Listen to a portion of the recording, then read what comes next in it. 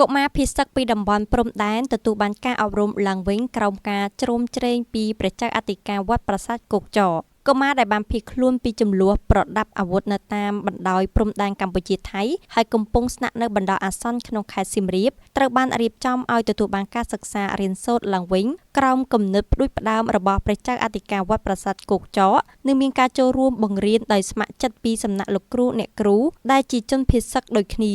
ព្រះគ្រូហែមកំសាន្តចៅអធិការវត្តប្រាសាទគោកចកបានបញ្ជាក់ថា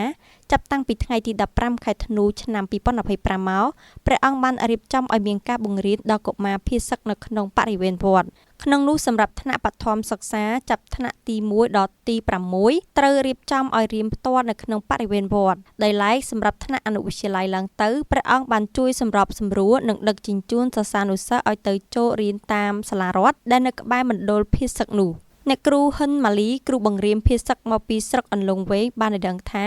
ក្នុងចំណោមគ្រូស្ម័គ្រចិត្តទាំង5នាក់មាន3នាក់មកពីស្រុកត្រពាំងប្រាសាទអ្នកគ្រូបានបញ្ជាក់ពីមូលហេតុនៃការស្ម័គ្រចិត្តនេះថាដោយសារក្តីអាណិតអាសូរនិងមិនចង់ឲ្យកុមារបាត់បង់ឱកាសសិក្សា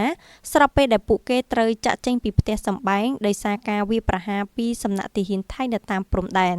អ្នកគ្រូបានបន្ថែមថាការបង្រៀនបច្ចុប្បន្នគឺផ្ដោតលើការរំលឹកមេរៀនឡើងវិញសម្រាប់សិស្សថ្នាក់ទាបនិងការបង្រៀនបន្តមេរៀនថ្មីសម្រាប់សិស្សថ្នាក់ទី6ដើម្បីឲ្យពួកគេតាមទាន់កម្មវិធីសិក្សា